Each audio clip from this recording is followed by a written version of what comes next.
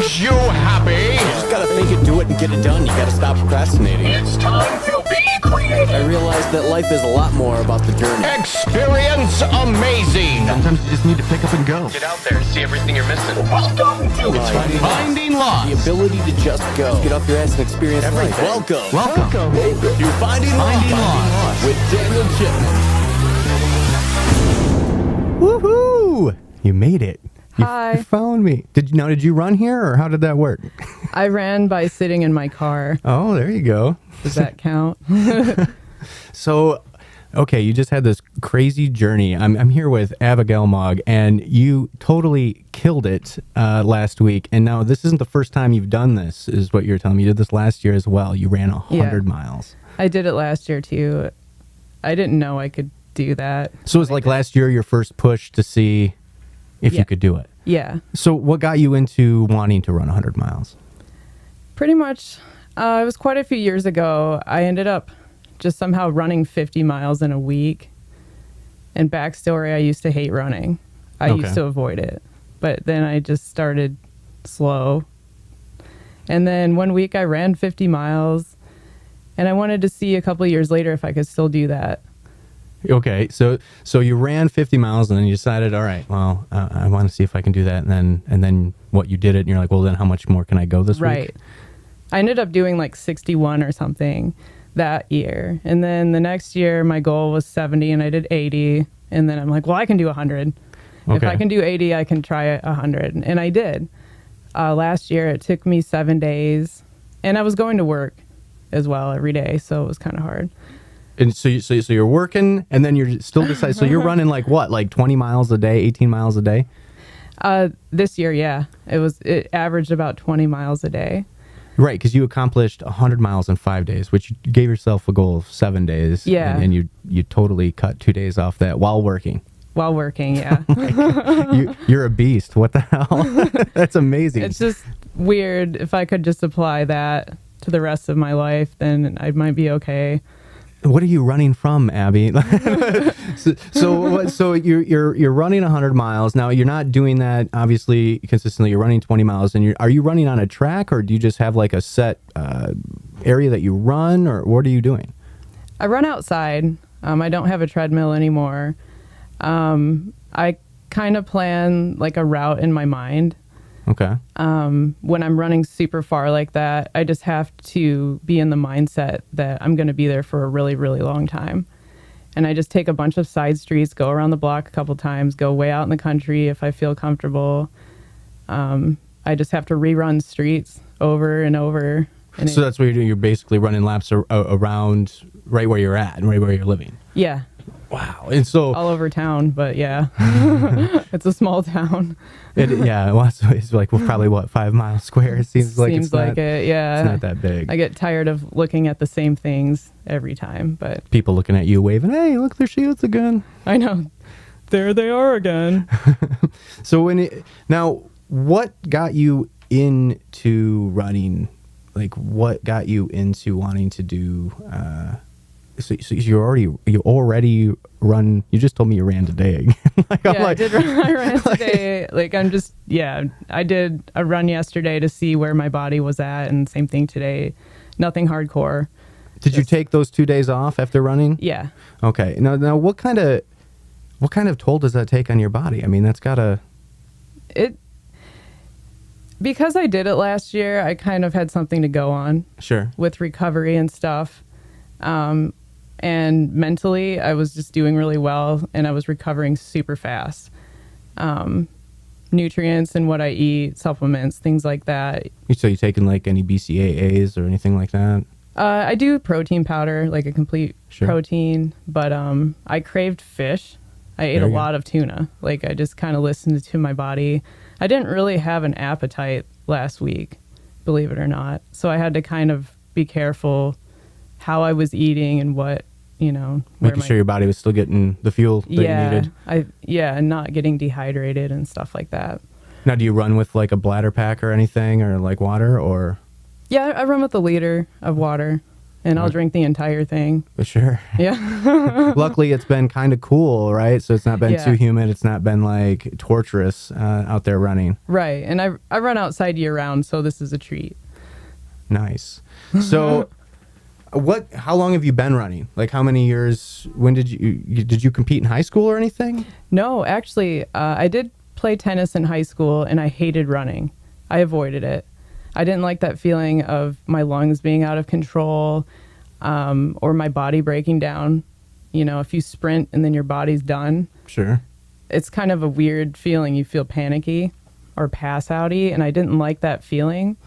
And I think it's been about 10 years since I started running. I started in my early 30s, just slowly, 10 seconds on the treadmill. That's all I could do. Wait, early 30s. How old are you, if you don't mind me asking? I'll be 42 this summer. What? Get Yeah. out of here. Yeah. Jeez, oh, Pete's. I'm not afraid of my age. That's amazing. So now, how long does it usually take? So you're saying you're running about 18, 20 miles at a time. How long does that take to accomplish? When I'm doing it back-to-back days like I did last week, it takes quite a while. Like I'm running really slowly. I can't go very fast. My body just straight up won't go fast. And if I want to complete that 100 miles, I can't go fast because Sure. I'll just break down and die.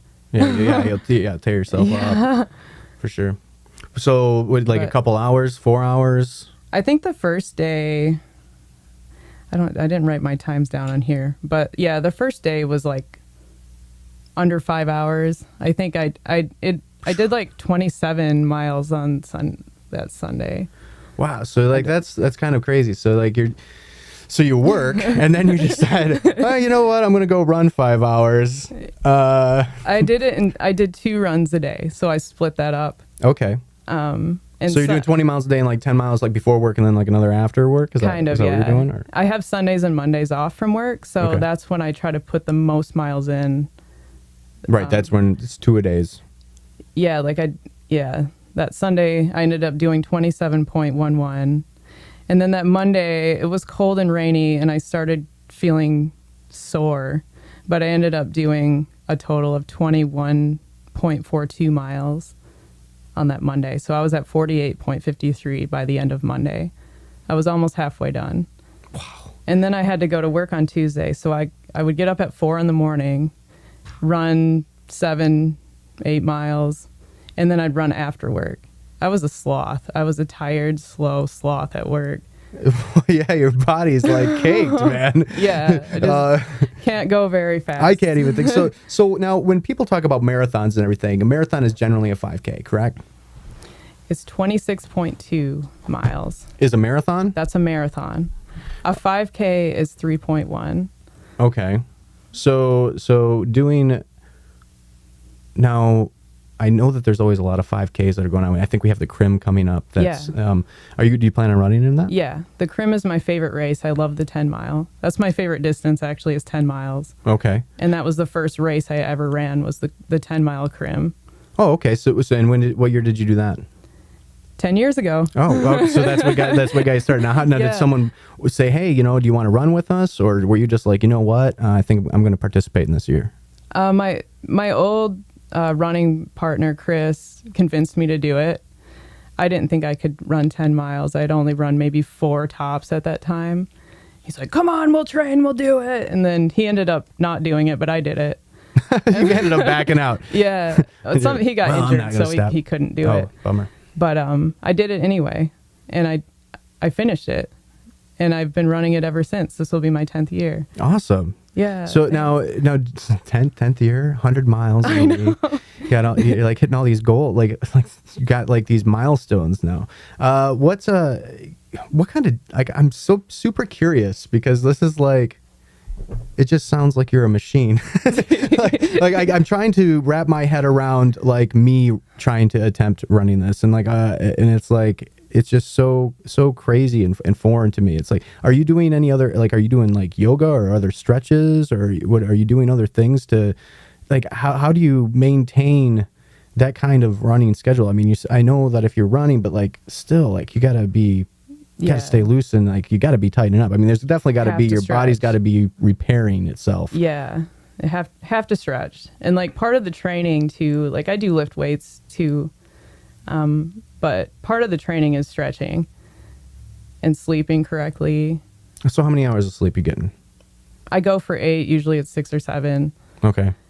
Yeah, I find like 7 is like a great operating like amount of sleep for me. Like it seems like more than that, I'm kind of exhausted throughout the day. Less than that, I'm kind of exhausted throughout the day. Yeah. And then I hear about this runner's high.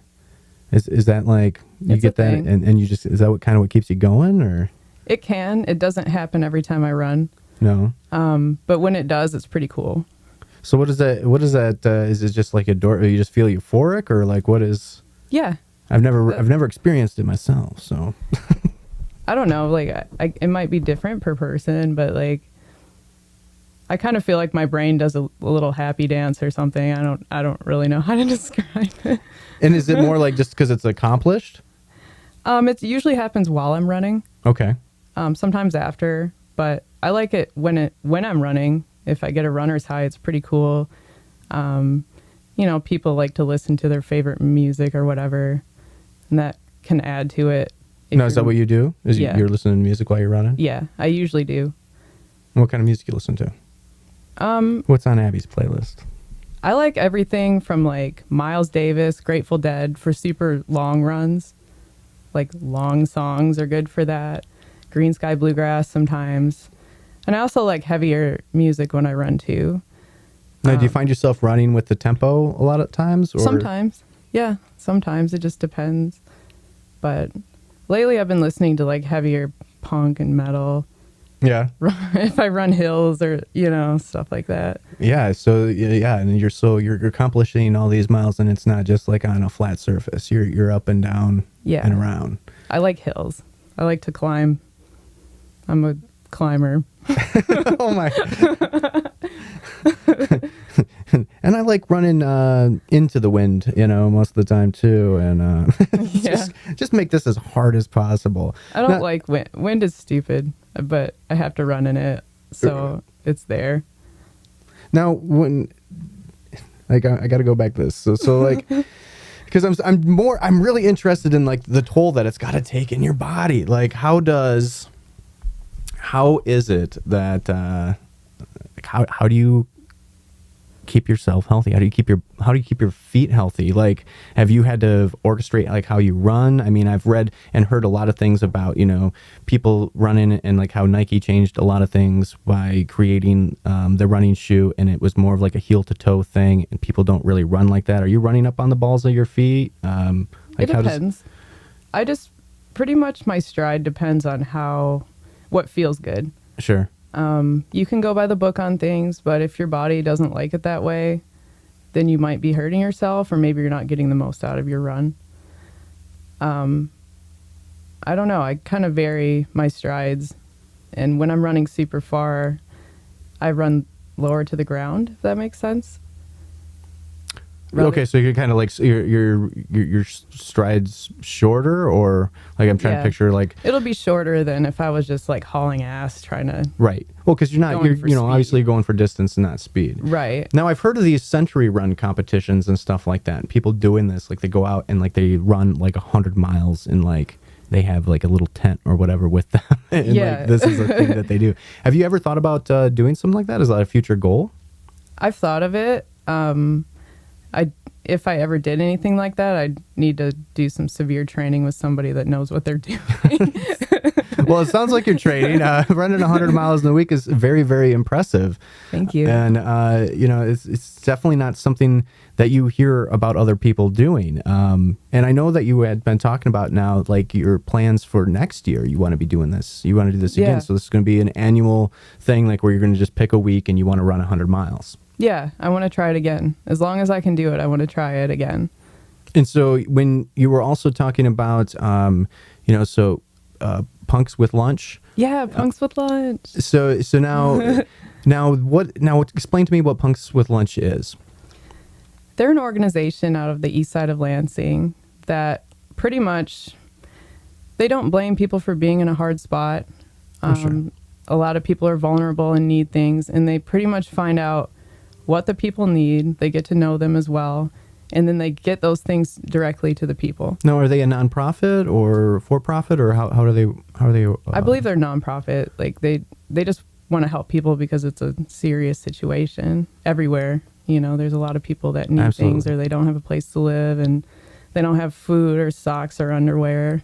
So they provide, you know, their community cause that's basically providing food. And are they providing homes and stuff too, or is it? They can help people find homes. Okay, so they help Yeah. with placement, some stuff like that, and getting people the assistance that they need. Yeah, and the way I found out about them, I play in a band Okay, called No Skull, if anyone cares. And they set up at shows a lot in Lansing, and you know, people donate and they can help directly that way too. They love music, so they'll be at shows a lot. that's awesome. And so when you're looking at doing this running next year, I mean, just, man, like 100 miles is so impressive. Thank you. What you know, like so are you looking at teaming up with like a nonprofit or anything like that? I think it would be cool. I need to figure out like details how it would work. Right. And I haven't even physically asked them yet. So this would be my way of asking Punks with Lunch if you'd want to team up for next year's 100. It would be cool if people would just donate. Yeah, absolutely. I mean, it Donate seems like money, there's something whatever like they for need. yeah, you for know. every mile you run and whatever you can do and you set up that week, and you know, that seems like a great way to help out, get involved in the community, and you know, support your crazy madness of running a 100 miles. It's like, man, I still keep on thinking about that. Like, it's like I'm trying to think of, wow, what's 100 miles away from here, and I'm like the border, like of Michigan. I'm like what is like one distance? That is just it's just so insane. And you're running in multiple different weather, you know. So like, Yeah. how do you even keep your feet healthy enough to run and just take that kind of beating, man? There's a couple ways. I mean, I run a lot. Like, I don't run 100 miles every week, that's for sure. But I do more like 30 a week on average. So my body's used to repairing. Okay. If my feet feel weird, I usually just do like Epsom salt bath or something like that. If something feels off, I try to stretch until it goes back into place. Just You must have focus some on like it. really good shoes. I mean, I'd Yeah. be blistered up if I attempted something like that. I I'd get be like, blisters sometimes. I mean, I get calluses and weird things happen a lot. It's just all the time. So what's like the weirdest thing like post running that you've experienced? Oh, that's a good question. I don't know if it's weird, but sometimes I'll get weird cramps or Charlie horses, and then other times I don't get sore at all. It's just weird. I'll do the same runs, and sometimes it hurts and sometimes it doesn't. Interesting. Yeah. It's like what your body's already like, we've done that. Yeah. We're doing it again, and I don't know if I like that. Yeah, it's just different, and it depends on my diet, my sleep, how much wine did I drink, you know, all of that affects Right. it. Have you noticed anything that affects your running the most, like either positively or negatively? Positively would have to be, you know, enough sleep, good diet, Sure. good mindset. Negatively is obviously like bad food, no sleep, alcohol, Right. you know, party time. Probably not great for my run, but I still do it.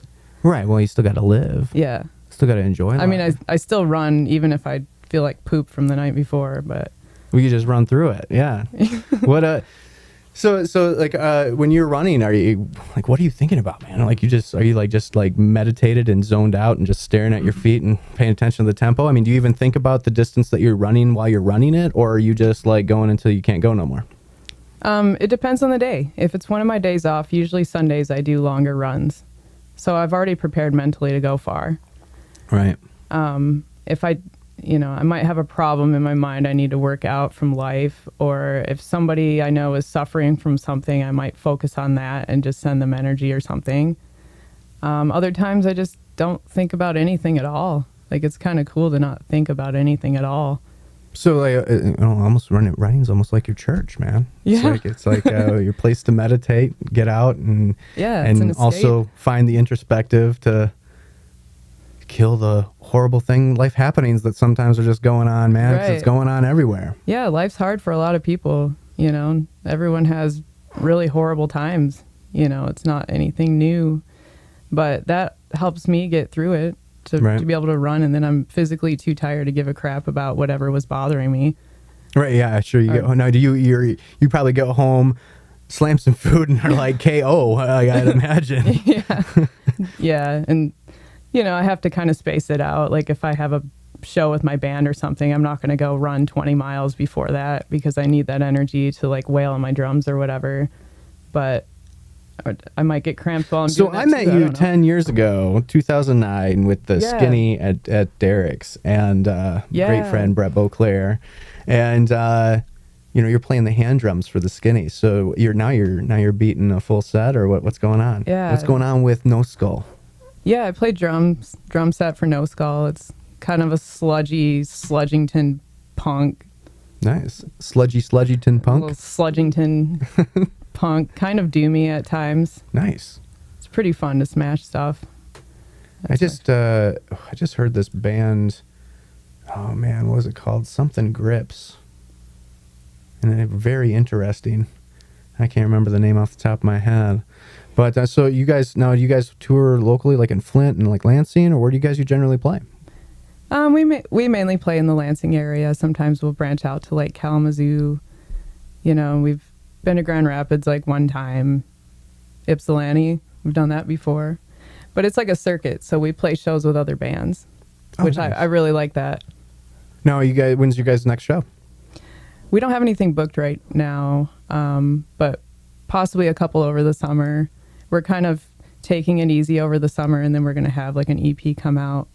Oh, so you're working on an album? Yeah. Nice. So got anything out that people can check out?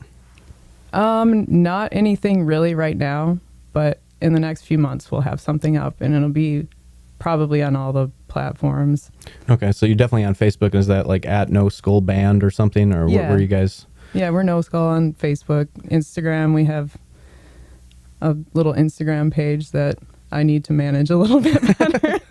You're too busy running. Yeah, I'll make some posts soon, I promise. Now you got to have, after your running hour and your legs are totally cake, you need to get on that double bass and just have another video. Yeah, that's one thing I'm working on is double bass. I've always wanted to learn it, double kick pedal. So I'm finally just doing it, just like you're doing your vlogs. You just do it. Just keep doing it. Yeah. Eventually you'll get to where you want to go. Yeah, I'll just keep learning. Like, I guess that's all you can do is just keep learning. So now that's the other thing I wanted to talk about. Like, you've actually done a lot. You've gone through a lot of the process of exactly what I'm getting ready to go through with Finding Lost. Yeah. And I guess I've only heard like bits and pieces of the story through other friends, like mainly Brett, you know, like, oh, you know, Abby did that, you know, like she sold a lot of her stuff and she just went out. Yeah. But what happened? How old were you? Like, tell me a little bit about that. Like, I think it was 2008. I was living in Charleston, South Carolina, and I just decided to move to Michigan. And I'm from Michigan, so I have roots here, like my parents and stuff. And I thought, well, I'll just sell all my stuff and start over. And I sold my car to this guy across the street, and then I gave away some drums and and I just shipped the rest of my stuff to my parents' house. Shedding a lot of the stuff is hard. Yeah. I mean, it's so much harder than you think. Like, you know, you got stuff that people could either want or need, and it's like, but trying to get it in front of them, and then right, and trying to like sell it if you need to sell something, it's hard, isn't it? Because you need funds, right? Yeah. But you know, that's also half of it. So at 2008, you know, that's okay. So you're about 33. I think so, yeah. Okay, so that's how old I am now, which is interesting because a lot of people that do these, that they decide to get out and travel, are not our age. I mean, it's becoming more of a viable alternative, yeah. And you're seeing a lot more people join the van life movement. But 10 years ago, 11 years ago, this is not the case. This is definitely like very like alternative and very like people look down on that, especially if you're in your mid 30s. You know, people are like, what are you doing? You're supposed to be settling down, or you're supposed to be doing this. You're supposed to have children, you know? There's this societal standard that's just like looming over you. And what kind of things did you deal with? Did you have a lot of support, or were people like, what the hell are you doing? It was hard. It was really hard because I moved in with my parents in my 30s. So I'm living in the town that I'm from with my parents in my 30s and just spinning around like, what the hell? What am I doing? Like, what is this? And it was hard. Trying to find work. I heard the economy was bad in Michigan. I had no idea it was this bad. No idea. It was so hard to find a job. 2008 was the hit, too. Yeah, it was really bad. And I know that we experienced the hit a lot more than other states, even, because I went down in Florida, and like it felt like that state was 2 years, like I want to say behind Michigan. Yeah. Like everything that we were experiencing in Michigan, especially because of the automotive industry and stuff like that, it seemed like we were getting hit a lot harder than some of the other southern states and stuff. They were not experiencing half of the pressures and problems that we were up here. It seems like it was just, I don't know. It was everyone that lives here knows what I'm talking about. Right, absolutely. I mean, if you live in Michigan, you know. Yeah, everyone knows how it was bad. So now you moved in with your parents, but where did you travel? Like, did you hit the road and just go do some things and experience some life, or what did you end up doing? I didn't do a lot of traveling right away. I still haven't done the traveling that I wanted to, but I didn't have a car, so that made it hard. And I felt like I was kind of stuck. And then I found this part-time job, which was cool, but I didn't make enough money to actually do stuff. And then I ended up just doing a couple different jobs, and then I ran into Derek, you know, and then all of a sudden I'm playing drums in the Skinny, right, hand drums, which was really cool. I needed a band. I was really lost without that band. And my band down south had broken up, so I was already lost from that. So that helped me. And then I just started running. Like, people called me Forrest Gump or whatever. I don't care. But so this is also what kind of just what spawned the running, and it was a way to like, to get out and meditate. What am I doing? I created this friend, this running friend. It was just me running was my running friend. Well, and I just never stopped. Just kept going. You made a good friend. I made a good friend. It's still my friend. I hung out with my run friend today. It's good. It's always good to have a best friend, especially when you can be your own best friend. Yeah. A lot of people don't like themselves. I didn't like myself at the time, and I did have to become my own best friend. You're right. And that's, I think, like right now, I think in life, we're experiencing some sort of like loneliness epidemic too. Like there's definitely something that's going on, and it's triggered, and we don't know how to maneuver around it because we don't necessarily know how to handle it because we don't have a handle on what it is that's bothering us. Yeah. And finding a way to get out and meditate. Like I talk about meditation quite a bit, and everyone thinks like, oh, well, you got to sit down a certain way and breathe and blah, blah, blah. And it's like, no, you can meditate a million different ways. It's true. Whether you're running, whether it's just finding that flow state sometimes and something creative, I'm sure like playing percussion is like the best stress reliever ever. Yeah. Just smashing shit is fun. Drums are my favorite. Oh. Like when your arms are just fried and you just feel so jacked too because you're just like, there's nothing more amped up than just like ragey drums. Like that's my favorite. Yeah. And I didn't know that's one thing I needed. Like I was really thankful to be in the Skinny because I was in there for I don't know how many years. It was a while. Several, I'm sure, right? I mean, like, probably when did you leave? Yeah. About 7 years. And I tried to do 2 bands for a minute with them and then No Skull. And then I really needed to play drum set. Yeah. I just needed it. And it was a good timing. So. Oh, yeah. It's two different things. I mean, hand drums are one thing, but getting those sticks in your hand and just being able to just, and it's especially like a different type of music, too. I mean, No Skull playing a little bit more doomy punk. It's definitely got its own vibe and feel compared to what the Skinny was doing, which is Skinny was like fun funk. It was good for creativity. They actually listened to what I said and the ideas and took me seriously. Well, that's one thing that I noticed too, hanging out with you guys while you guys were practicing. This was definitely like an amalgamation of different talents and different ideas, and like everyone had a voice and things felt like they were incorporated. Yeah, so that was really cool, and I appreciate that. Thanks, Skinny. Yay! And No Skull is super great for that too. I'm having a really good time smashing things. So you've been playing with them now for several years then? Couple years, yeah. Wow. And you guys working on your first EP, and do you guys have an idea, like, is that coming out like at the end of this year? Are you looking to launch 2020, or what are you guys thinking? It should be out this year. Okay. Maybe in the fall. Nice. We're still trying to get all of our merch together so we can have a CD release show. Absolutely. Yeah. So you get doing the shirts and the stickers and all the fun stuff. It all costs money. It does. You know, I was telling my friends, some of that, you know, by the time you look at costs on that, it's like, you know, should we just buy our own press? We're working on that too. I mean, like, you know, a press is like $200 for a really nice press, and even ones that are versatile. And then it's like, oh, we got mugs, we got what, you know, just start printing stuff off. And that's the other thing that's weird too, is everything being digital. I've been finding a couple, like my friend Sarah Marie Barron, she's been doing music, and when she released her album, she actually released it on cassette.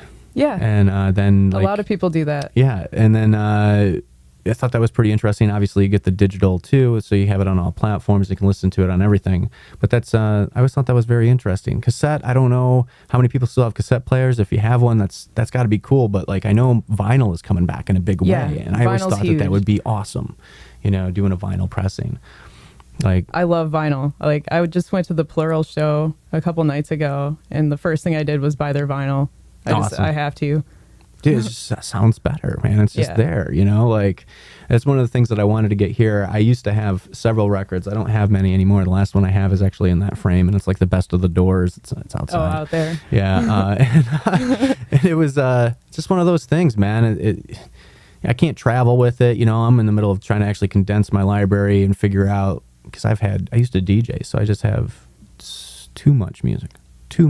But so what's much. Also interesting is I found that I stopped listening to a lot of new music like in 2008. Like, I just stopped adding to my library, period. Like, and I haven't had that new band feel, you know, in a long time, you know, where you have that connection of like, who the heck are these guys? I want to know everything about them, you know? And I remember, like, I was just talking to my buddy about this too, because I remember it's kind of funny, you know, when your friends are like trying to be like, hey man, you should check these guys out or whatever. And you're like, yeah, I'm not really into that, blah, blah, blah.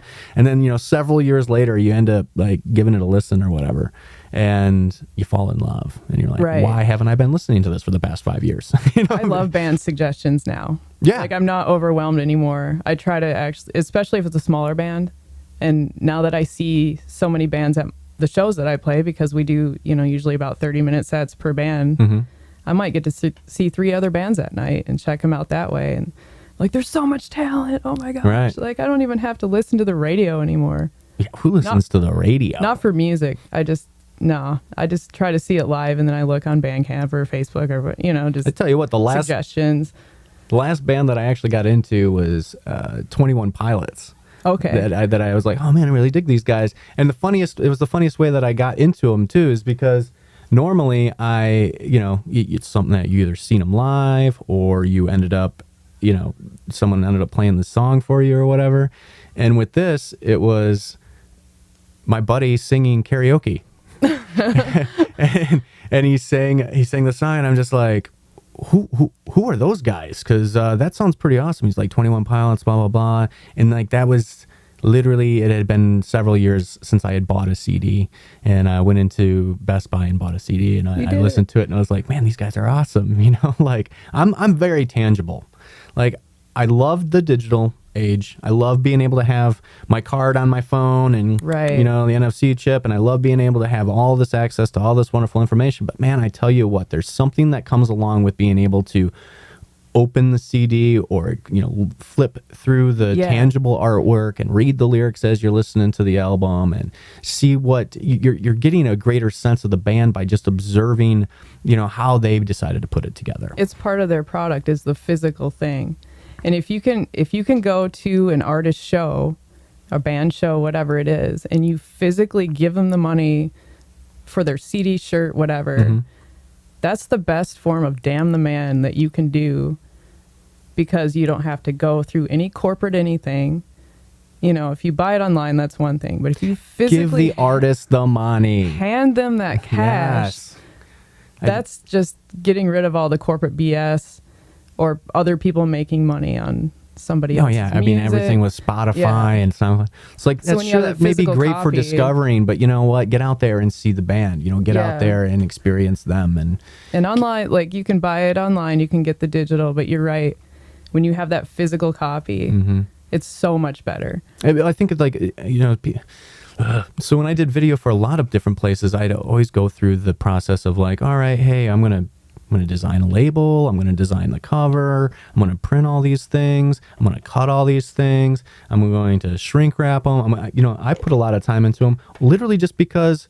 You know, a lot of people would put like a disc in a sleeve and say, here you go. Yeah. You know, and I was like, man, that's not the experience I want my consumer to have. I want them, when they open it, to take possession of it, because that's to me what it is. Yeah. It's not something that is just out and about. I want them to own it. I want them to have a piece of it and feel like they have a piece of it. And It's part of the art. yeah. And you want them to engage. And I feel like that's like one of the ways to engage. And I just feel it's like one of those things that's getting more and more like lost. And I Yeah. think that as that's going one way, we are seeing a little bit of a pushback. We're seeing, you know, the revival of vinyl. We're seeing a lot of these people who want to have some sort of tangible connection and this desire, because it's not as existent as it used to be. It's definitely not Right. as prevalent, you know? We get used to just having access to whatever music we want. It's on the internet. You can usually find it, or you can buy a copy digitally. Right.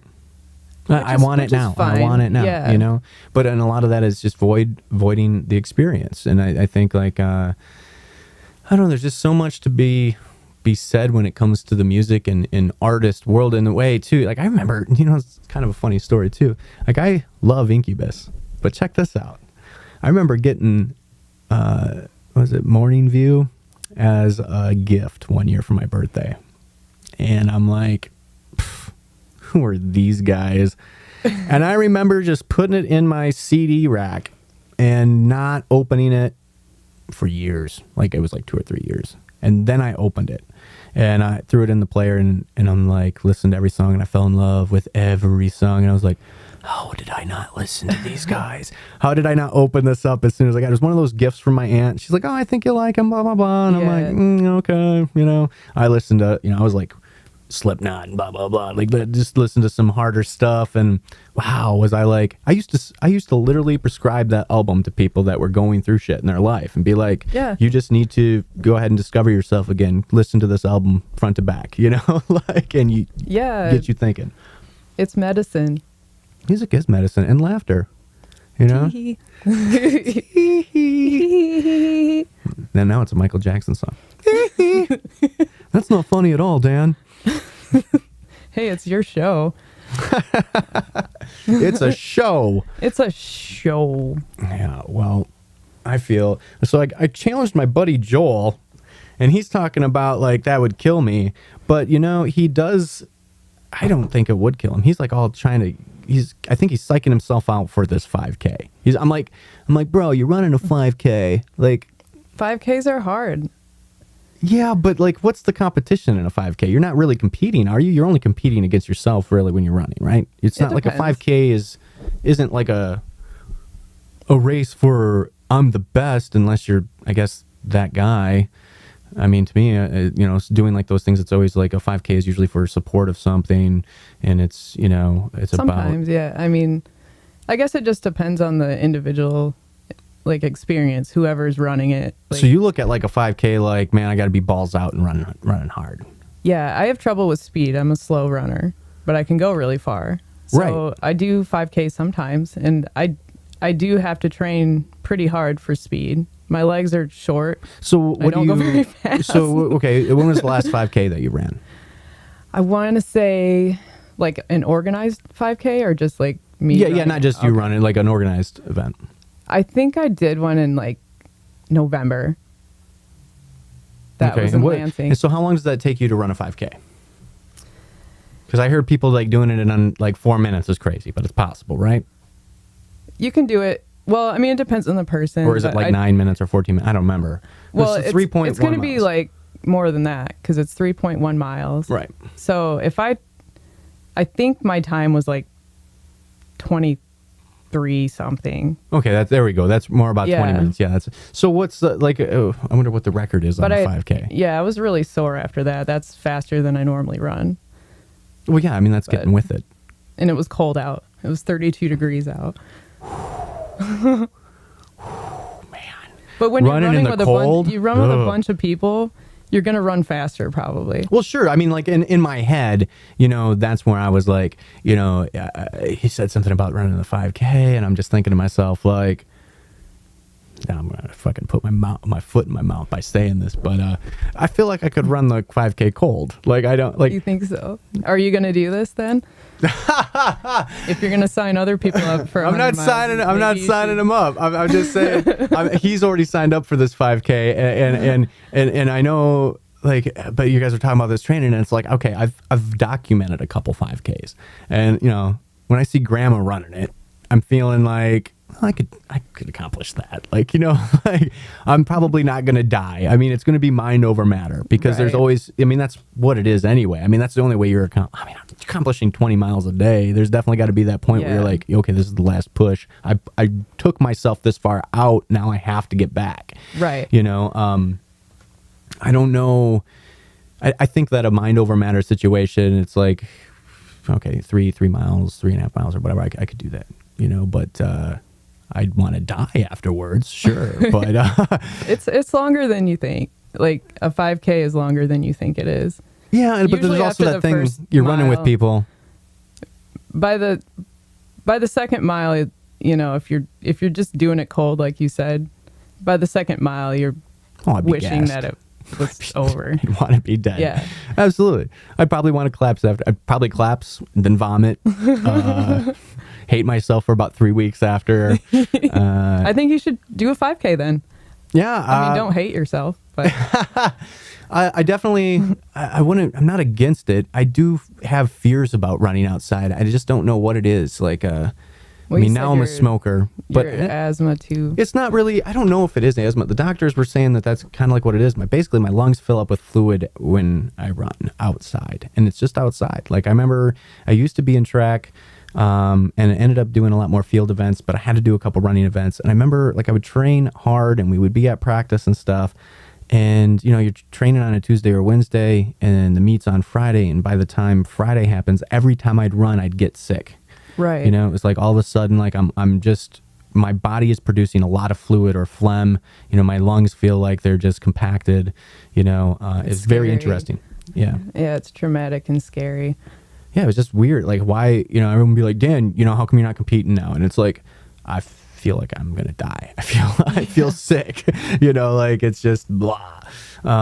Put me in for that high jump though. I'll do that still, whatever. But Sweet.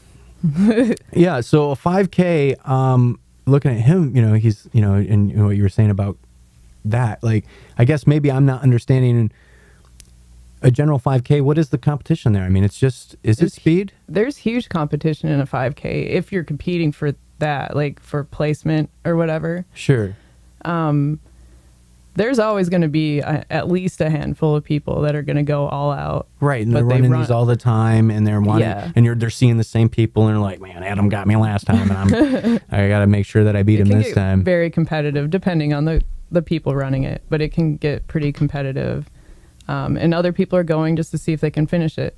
It's Sure. a personal goal, which is pretty sweet. Well, that would be me running. And that's, Can I do this? Yeah, okay. I can yeah, do this. like that's what's cool about running is it's personal. Right. So, like I see people cry at the end of the crim for lots of reasons. They might be in severe pain, but most of the time they didn't know they could finish a race like that. And same thing with a 5K. Like a lot of people have never done it before. And it's a big deal. Now doing a crim, that'd be crazy for me. Like doing 10 miles, it's a little bit different of a story for me. Like, but looking at a 5K and, making it, like, what is it? What is a 5K? 3.1. 3.1. I mean, I remember getting kicked off the bus and having to walk in like 2 foot of snow. You Try got to make kicked that off trip of a bus? oh yeah, like back in I was like a middle school or something. I was a bad kid. My mom, to punish me, she's like, I'm not giving you a ride. You can walk to school. So there's a lot of that. Like, like just knowing what the distance is, and it's like, I feel like I could do that. I mean, there might be moments where I'm walking, but Right. like, There's no shame in walking. I'd finish. I have to walk when I run sometimes. I mean, if I'm completely blown out and I need a break, I'll walk. There's Right. no shame. like so like, and when you're pushing yourself to those limits and running, like, is it? How hard are you? Are you sprinting in that? Are you just trying to maintain a pace, or what is like it's just listening to your body? Yeah, pretty much listening to my body. I'm not a sprinter, so I don't sprint very often. Unless it's like, I got about 100 yards before I'm home. Just push it out. Yeah. Yeah. Okay. Yeah, it's more of a pacing thing, just because I know that if I sprint, I will throw something out. I will hurt myself. Oh, okay. I do have to deal with that. I do throw my back out in bed sometimes, just rolling over. Whoa. So have you sustained any heavy injuries from running? Has you put you in any position like that at all? I've run through a bunch of injuries, but nothing major. I noticed from this 100 miles, like, I call it my fankle. It's like that. With the front of your ankle? Yeah, where your foot and your ankle like connect. It got inflamed, so I can feel it. I think it like the bones were moving or something to readjust, and then it got inflamed, so it just everything was held in the wrong place, so it hurt. But it wasn't anything that was going to stop me from completing what I wanted to do. Now, if I was seriously like running on a broken ankle, I wouldn't do that. But I just had to reset my body every night before I go to bed, stretch, and things crack back into place, and it's really gross. Just because you feel it or you hear it and you're like, oh, wow, what was that? It's more Feels gross better. for other people. It doesn't gross me out, but, if my body's being all loud, like cracking back into place, somebody else might be like, ew, you're gross. I can't believe you just moved that. That's How so dare weird. you move Stop your... cracking your knuckles in front of me. It's like grinding your teeth. Yeah. Chew with your mouth closed. Come on. Chew with your butt closed. Just do it. So, man, 10 years. So that's when I met you. So you had just moved back into Owosso. Yeah. That's when you started running. I just started 10 seconds at a time And on now the treadmill. You're doing 100 miles in 5 days. Last year, you did that in 7 days. Yeah. So, and are you eventually looking at maybe doing something where you're doing like a century run or competing in something like that? Do you think you could do that in like Possibly. I mean, one I'd go? have to really focus on it, but I mean, I'm not opposed to trying. It's just wondering if it's like an interest, or right now it's just more like I hadn't just thought being of able to it, get in your but- head and just, like, it's just more of like, this is where I get to be free and this is my meditation. So this is what I do. And I want to challenge myself a little bit more. And that's kind of like, Yeah. I like having something to work toward, like, it gets old. Like, my body gets used to doing the same 30 miles every week. sure. I can't eat whatever I want. I do gain weight from stuff. It's not like, I don't Not know. like you're impervious just because you run 30 miles. A lot of people think that you can eat whatever you want, and you can't. Like, my body's used to burning those calories, so if I eat the wrong things, I'm going to gain weight like super fast. Now, what's generally in your diet? Do you eat a lot of bread or anything, or is it are you hit the carbs hard, or just No, just try to stay with like you said, you ate a lot of fish, so a lot of Yeah. I like omega-3 personally I fatty need more acids protein. Yeah. Just my body needs protein more than carbs. But I have blood sugar problems, so I think I have trouble digesting carbs anyway. But if I do consume carbs, I try to keep it to like oatmeal or stuff something with that's fiber. something that's and long burning too. Yeah. Yeah. But I still can't do a lot of it. I'll just bloat out and feel like poop. Now, have you ever considered, like, do you do any like trail running or anything? Yeah, I like to run off-road.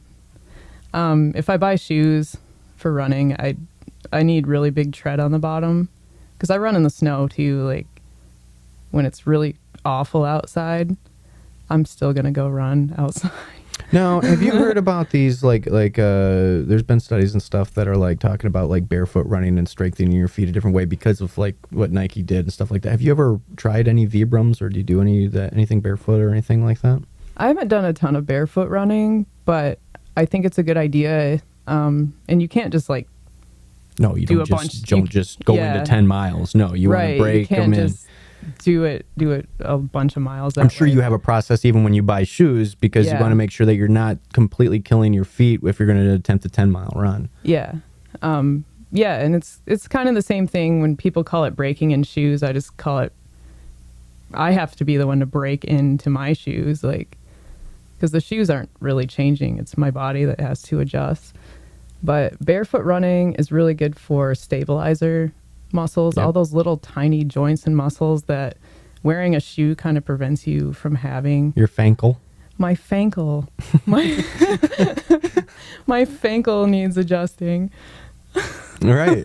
Well, that's because, like, they have like these, you're seeing like these air shocks and stuff like that. And they have like these like spring step. They have the Yeah. crazy shoes now that are just like, I don't know what you're really getting at. And then you're reading like the complete opposite of, get more in touch with, like, we're running wrong, is what I'm hearing and what they say. And that's where like these Vibrams and like, I think Swiss even came out with like these running socks or whatever that are like super strong and durable. And Socks are very important for running. Sure. Like, Yeah. I mean, it would just feel like I would tear my feet apart, even if I had my shoes broken and they were gym shoes that I've had for 2 years. Yeah. It seems like putting that kind of stress on my feet, would just total my feet. Your feet will get really strong though.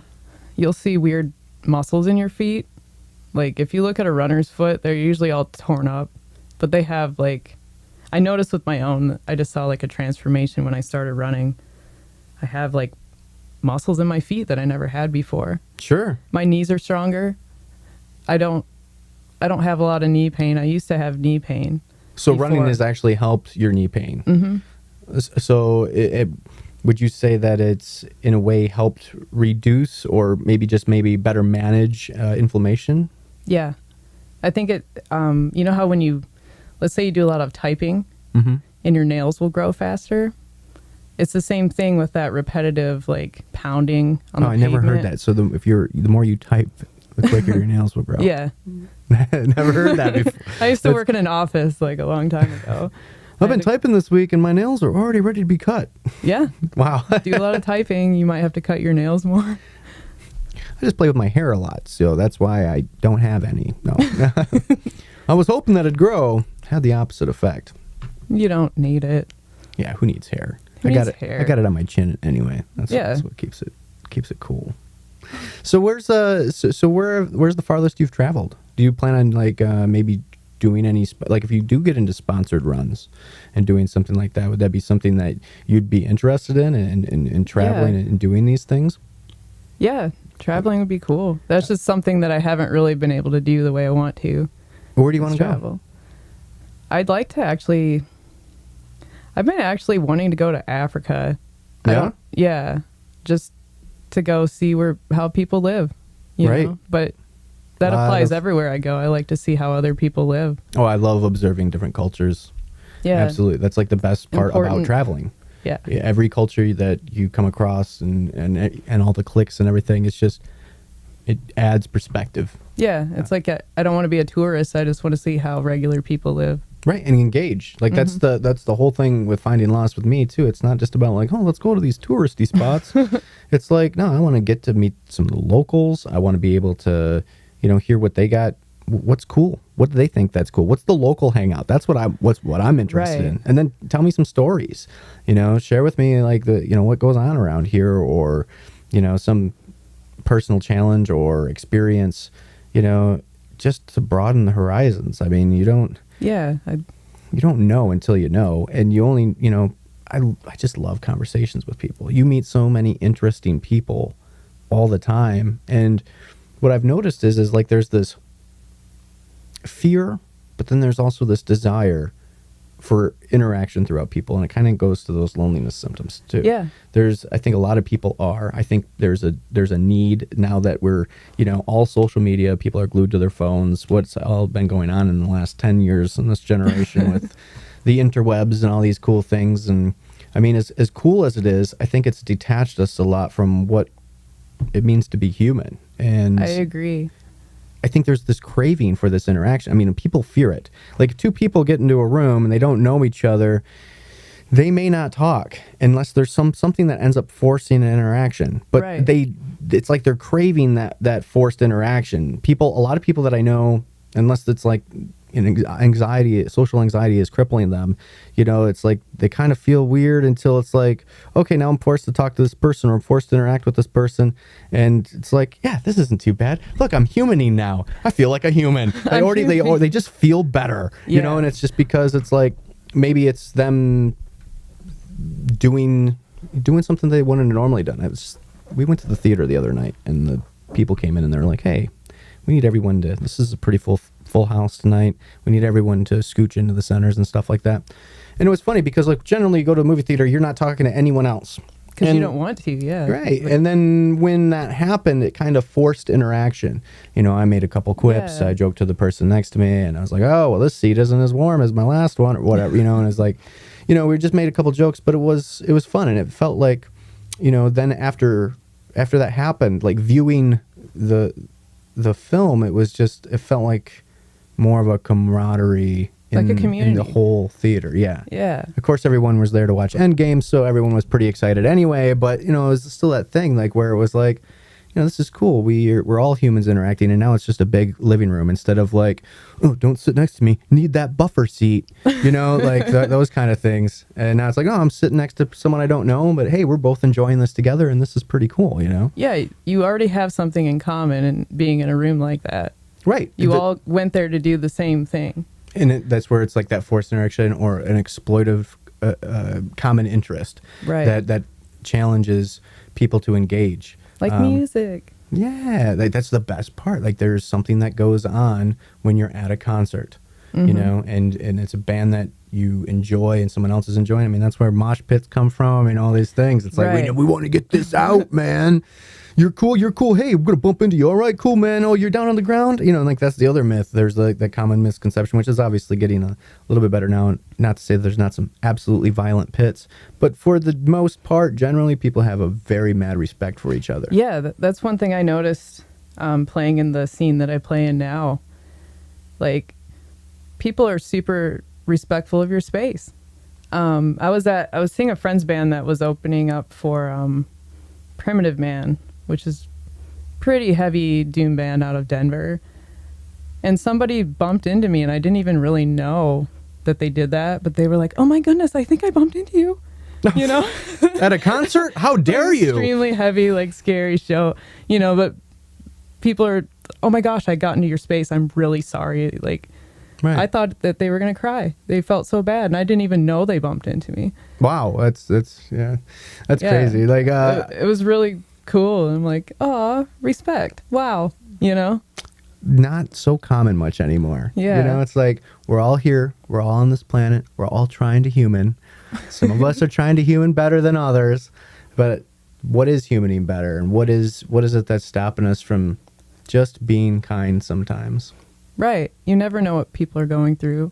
Right. Or what they need, Even when you're challenging yourself and you're thinking, like, oh man, my life sucks, or I got all these problems, you'd never want to trade for anyone else's problems.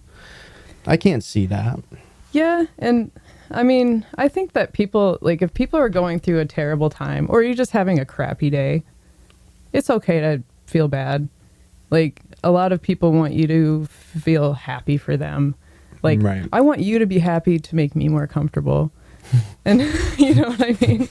I'm like, well, Your happiness is actually quite selfish, okay? I really, it's really for me. I just need you to be And happy, people are because like otherwise that. you're bringing me down, and I don't want to be around people that bring me down. Now, trust me, dare you be a human? I love good vibes, but yeah, like, I think that's almost really what it is, I think there has become this demand for perfection anymore, and the best things about life they're far from perfect. Right. And everybody's pretty awkward and weird, and like, it's totally cool. It's just about the experience, and whatever the experience is, even if it's a negative experience, it's your outlook on what that experience is. Maybe it's teaching you something. Maybe it's allowing something else to happen, or it's allowing something else to pass. Yeah. And, it just doesn't take that much to be a good person. You can even be in a shitty mood. I tell you what, there's nothing better than putting a smile on someone's face, especially if they look like they're down or something, or making a joke at the gas station counter for the, the person in front of you or whatever. And just little things. Just be cool. If everyone can just be cool to, whoever they run into, just be cool. Yeah, stop being a dick. Yeah, don't be a dick. It's like you run into some people out there that are they got this like cowl on their face. They just look like everything's so, I don't know, man. Like, I've just noticed people that are like, what's your mission today? Is your mission to just sulk and be pissed, or is it to piss other people off, or you're just trying to really show off this IDGAF attitude? And I don't understand why, because I think the truth is you give a lot of fucks. You don't not give a fuck. I think you give a lot of fucks, and you're trying to pretend you don't. It's just like that reaction. Like, I mean, even in the theater again the other day, we're watching that film, and there's an extremely sad part.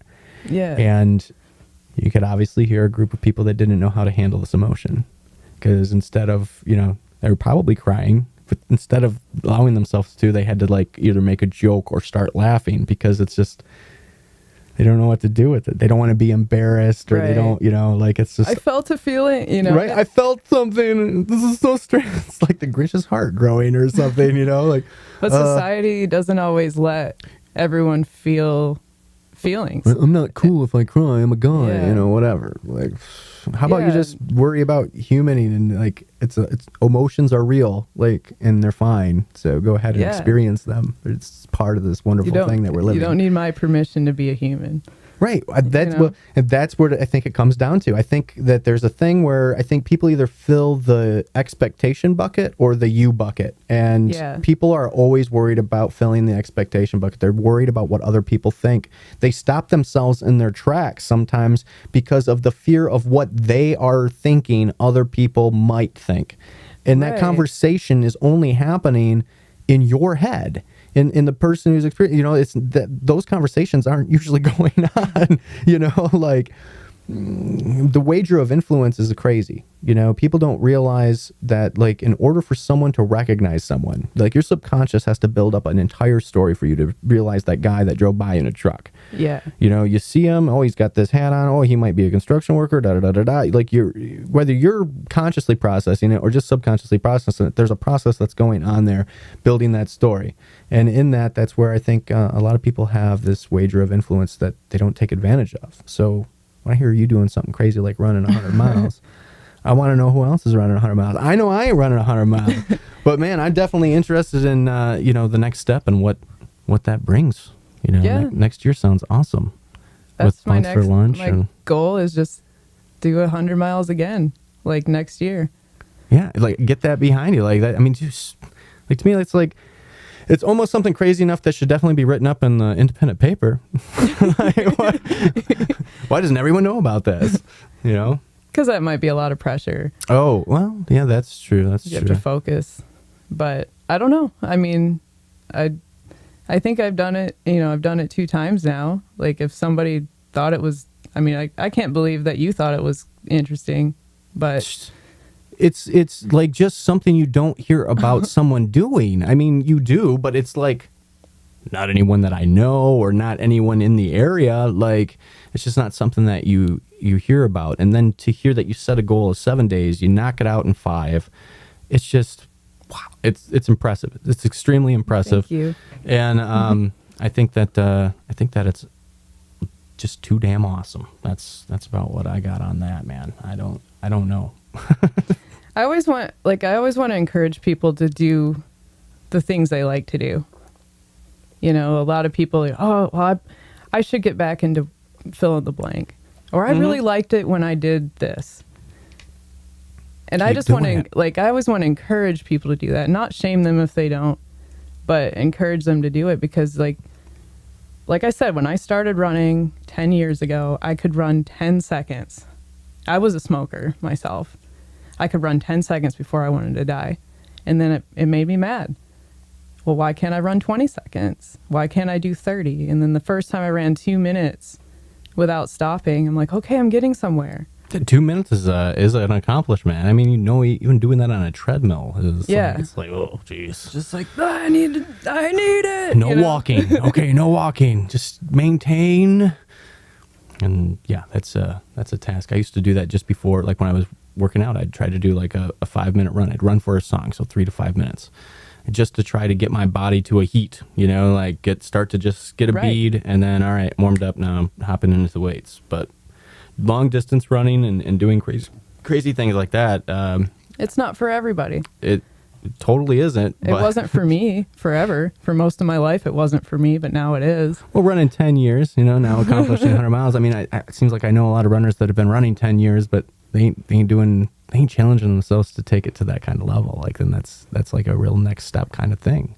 I never thought. But you don't look at it like that. No, yeah. Well, no, it's just what you wanted to do, and it was a challenge for yourself. Like, I want to try it. Right. And I was prepared to fail. Like, there's a good possibility that I wouldn't be able to complete it. And next year, what if I can't complete it?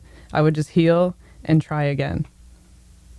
Yeah, I remember one of the messages you sent me, because that was like one of the things that you were concerned about, is like you don't know how your body's going to react. Yeah, I could break down the first mile. Right. I could get hit by a car. Right, roll, safety, step on a stone, and shit. I look to my right for just a second, and there's a pothole. Yeah, I mean, being a pedestrian's hard.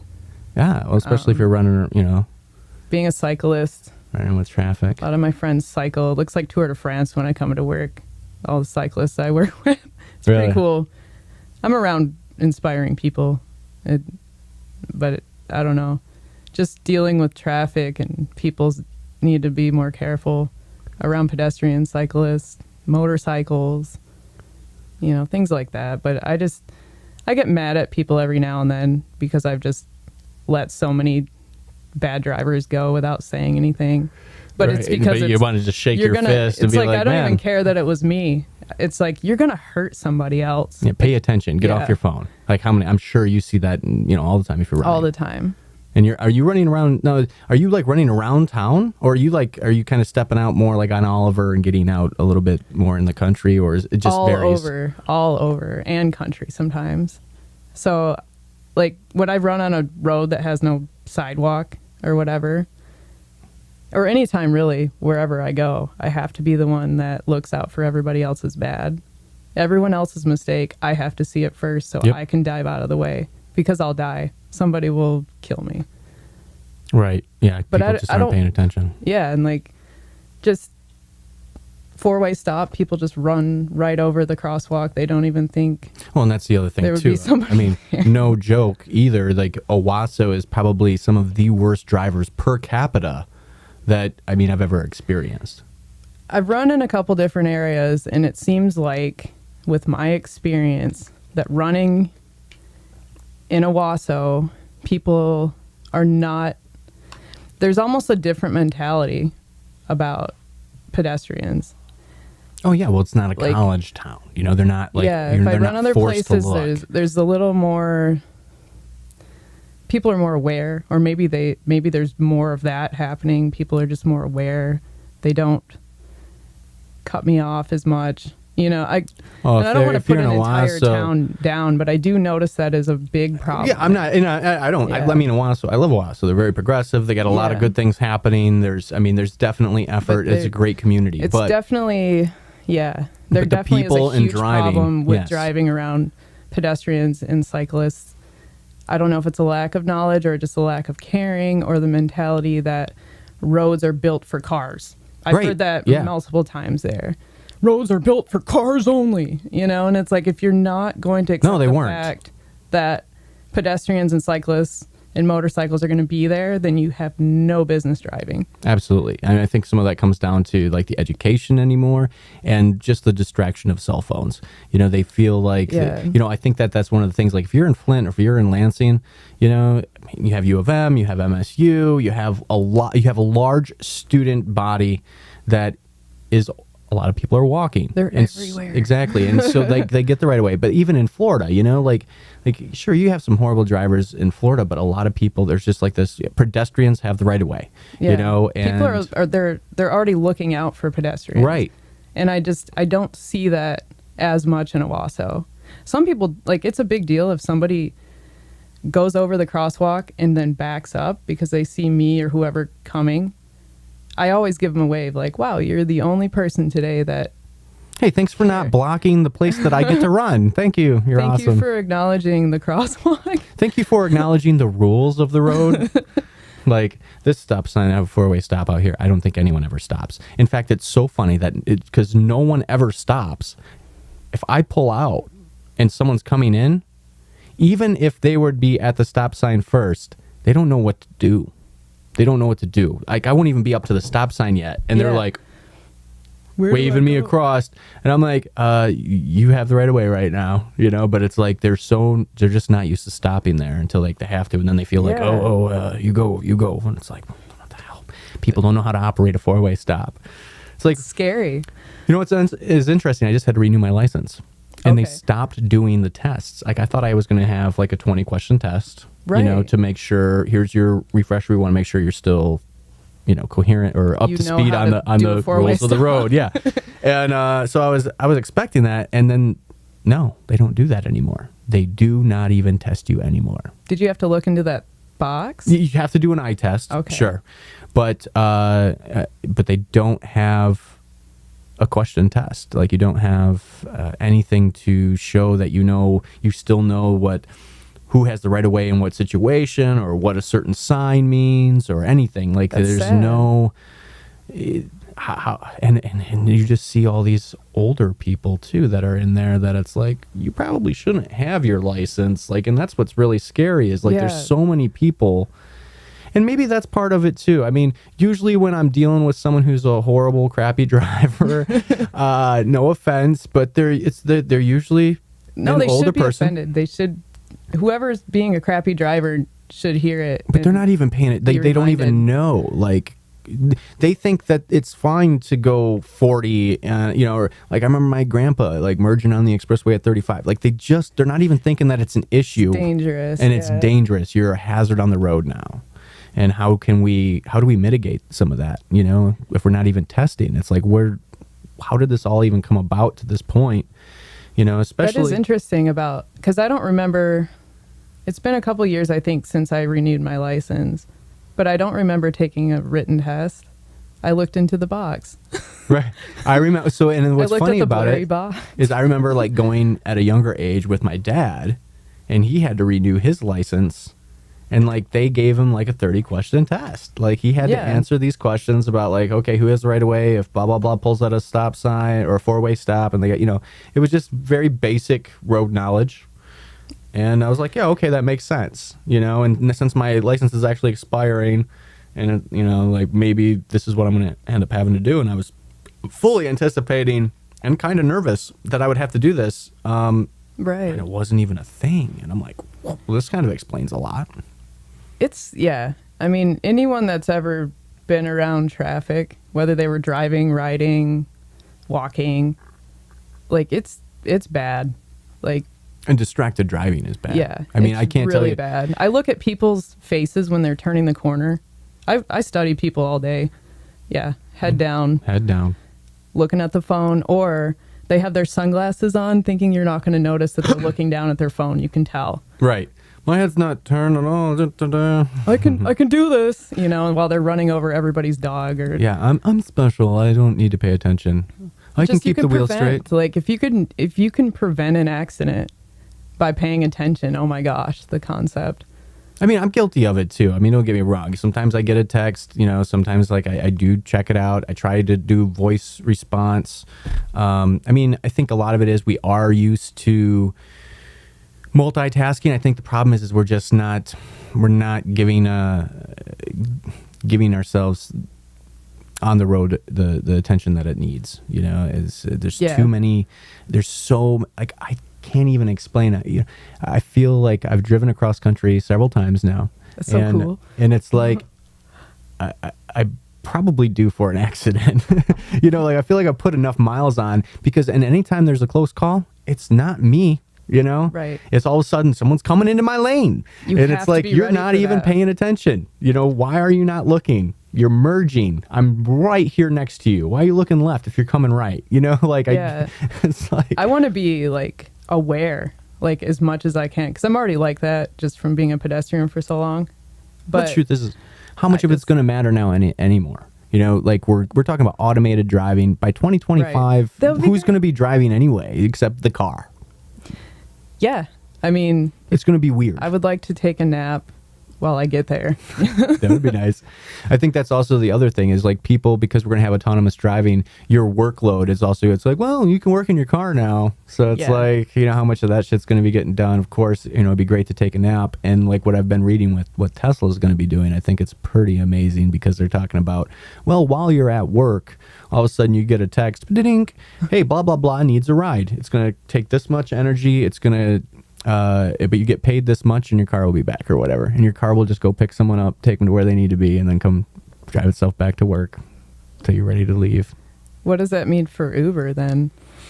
So basically, well, Uber is, you know, obviously huge, but like I think what it doesn't really mean anything for Uber. Uber's already working on their own autonomous line anyway. It's really going to be more for Tesla owners and people who, you know, they wanted to invest in green technology and invest in a nicer car or whatever, and it's just going to allow them to basically pay for it. You know, it's just going to be another Yeah. way to generate a revenue stream while they're at work.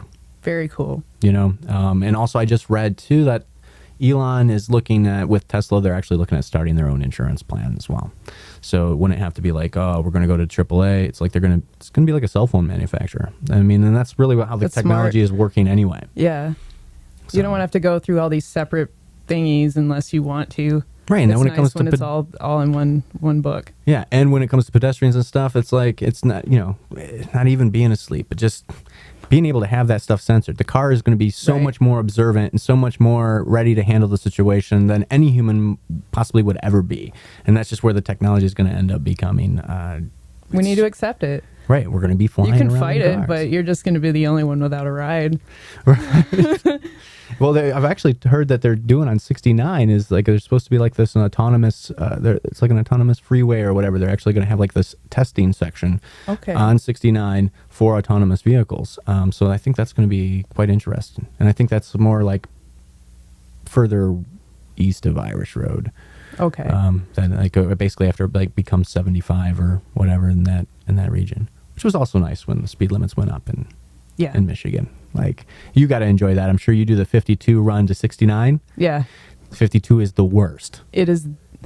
Well, it's still the worst, but since they kind of did work on it, it's a little less of the worst, but it's still the worst. So if you get stuck Yeah. behind someone slow, you're basically stuck You're behind them screwed. until you get to the expressway, Yeah. and it's just a horrible little route. It's yeah. If you pass a car, you're going to get behind someone that's even slower, Oh, and the man. person you passed is going to be right behind you. Very rare that like it's like you get free passage on that road. Same with 21, even heading this way. I tell you, sometimes it's like you just want to go 40, but the difference, at least on 21, is you have several areas where you can actually pass. 52 is Right. so hilly You that can't it's like see. you don't have Yeah. enough time. Oh, I know that drive every day. It's the I worst. commute every day. So where do you at in Lansing? It's like a local Whole Foods. Well, it's called Foods for Living, and it's employee owned. That's awesome. It's a grocery store. Do they have now? Do they have multiple locations? Just Or one. just one? Just the one. That's awesome. Yeah. So when you shop there, the produce is all organic. We try to carry Michigan products as much as possible. And I heard you. So you guys were doing so good that like Whole Foods ended up coming in right across the street. Yeah, Whole Foods did come in. So did you guys end up moving your location? No, we just stay. We stayed in Nice. the same spot. Yeah, and it's been hard, but we're still there. It's good to support local like Absolutely. that. I mean, when you shop at Foods for Living or any place like that, you're looking at the people that actually own the stock in the company. People don't actually Yeah. realize the power of their dollar. Like Yeah. that's your vote. Every dollar you spend is a vote. And like We can't compete with Amazon. Like it Sure. we have to be our own store or whatever, but we can't we don't get the volume discounts with ordering and things like that. We just can't. But we just have to do things our own way, and like hopefully people will want to support local, everyone should support local artists. Support your local artists. Buy their music. and People their are actually art. out there doing things. Support people doing things. I like that. I know, and support everyone. If someone, There's too many naysayers out there. Oh, well, they think blah blah blah, or they're doing that, and they want to get negative, and it's like, what are you doing? I get excited. Like luckily I have a nice circle of friends that are very creative and weird and awkward, and everybody's kind of just realizing it's okay to do things. Like It's okay to be weird and awkward. It's okay to be you. Like, oh, I like drawing. Oh, but I'm not famous, and I can't sell my art That's for the $1 million. worst way to think about it. I just do the things you like to do. Like, let's say you collect rocks. Like, be the best rock collector in the entire world. You know how cool rocks are. Right. Polish those puppies Yeah, up. I got rocks this rule. Dude, I got rocks from every place that I've been. Good. Like every time I go somewhere, and like I seen some guy, like he was always writing like the initials of where he was at, and I was like, I don't want to ruin them. I just want to be like, if I lay these out, you can tell that these are all from Arizona. Look at the colors, or Yeah, they're whatever. beautiful, Mm-hmm.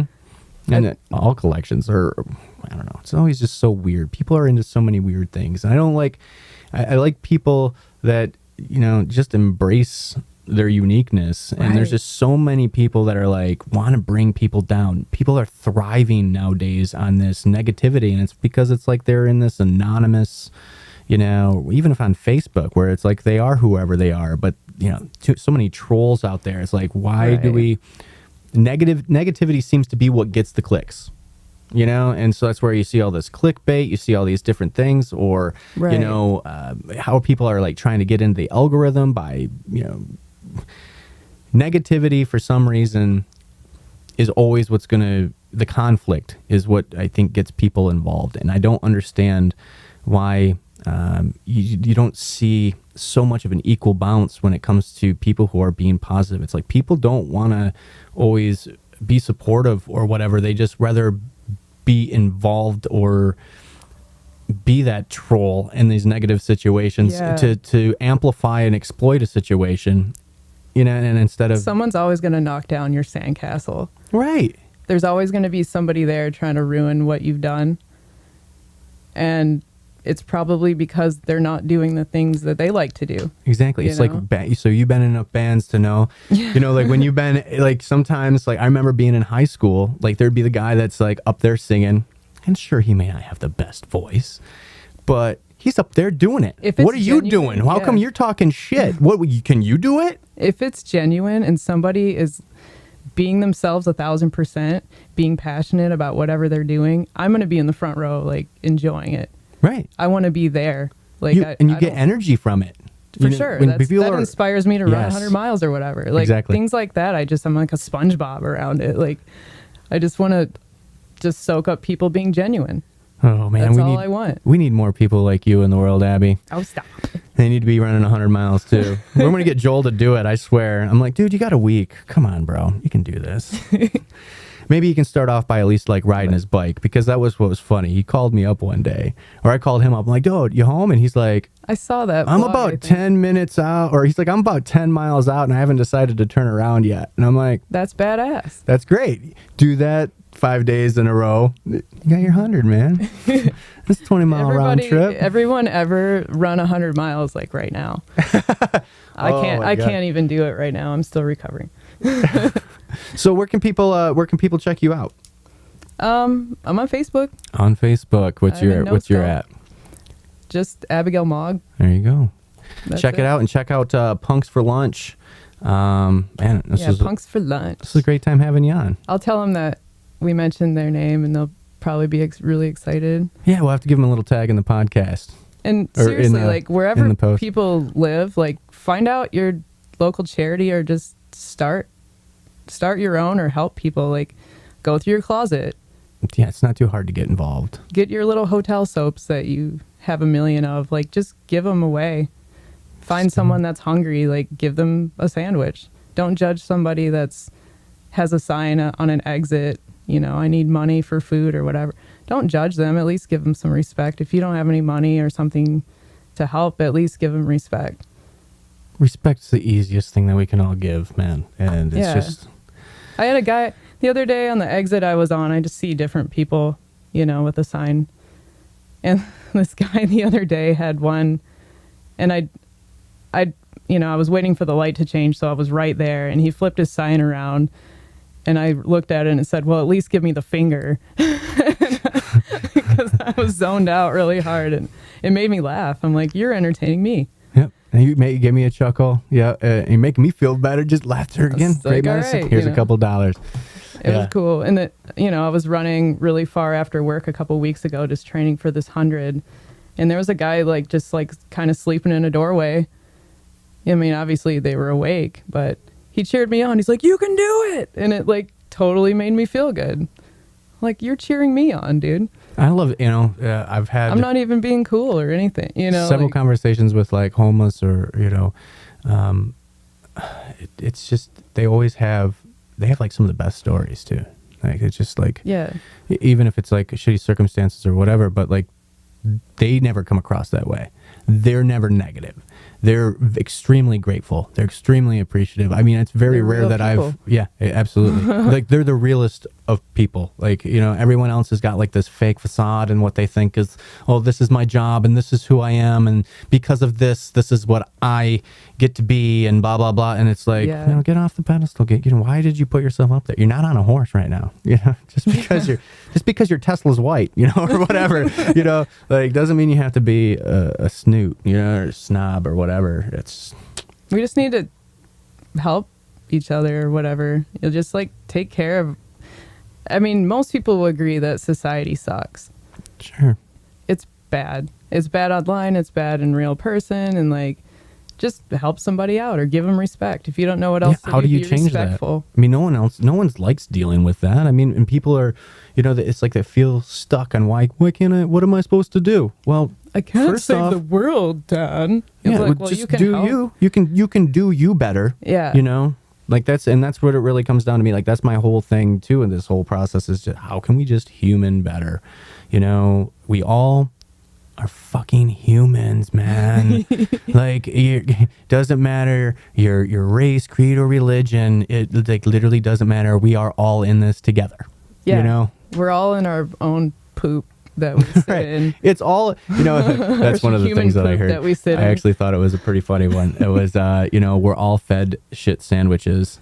Yeah. They just taste better with the more bread you have. Exactly. Is it artisan? Is this artisan bread? I want poppy seeds on my artisan bread. This is this bread's really dense. I think this is the Ezekiel. I can choose with just one slice, and I do sell that at my work, by the way. Dude, I bought it once, and I'm like, what is this? This is the densest bread ever. Yeah, you can't eat two pieces. You can't. Well, you can't even fold a peanut butter. It's got to be an open-faced peanut butter sandwich, man. You might want to start with a quarter of a piece. It'll last longer. You can definitely survive on that. Yeah. Abby, it was a wonderful time having you on. Thank you so much. I hope we can do this again. Me. Thanks for letting me blab on the microphone. I'm not used to having a mic. Anytime, man. We're gonna get when you guys are getting ready for your EP or getting ready for this next run. Hopefully I'm around. Let's do it again. I'll let you know. Hopefully Absolutely. soon. Have an awesome one. All right, guys. Till next time.